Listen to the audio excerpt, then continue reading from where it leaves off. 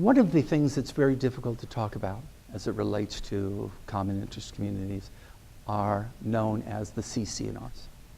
The CC&Rs basically is the rule book by which the community is run. Every community has a different set of CC&Rs. There's no fixed document. Although most of them are about the same, they all vary from document to document. The other thing is that those CC&Rs are quite thick. I've seen them as thick as 2 and 3 inches.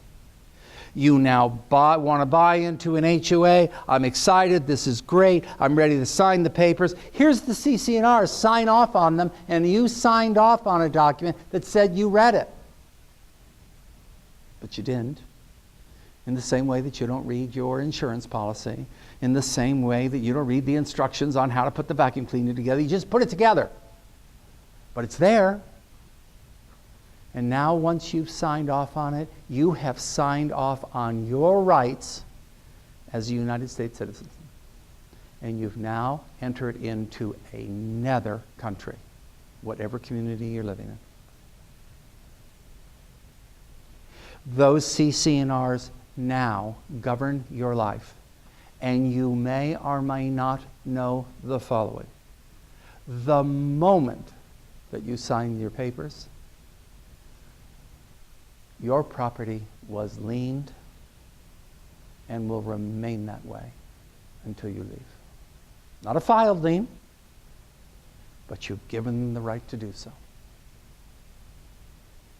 Your money, and you've given them the right to do so.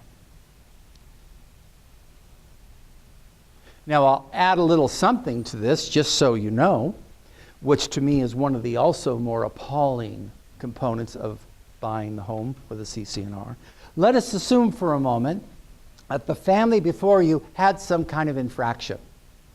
Let's say the infraction was that the frames of the windows needed to be painted. And they've been fined for that. And to leave the community, they're now going to pay $3,000 in fines because they never painted the windows. You're the new buyer. You've signed on the dotted line, and you were never informed about this infraction. And within a month, if not sooner, of you going into that community, you're now going to get a letter that says your trim on your windows needs to be painted. You weren't informed. You never knew.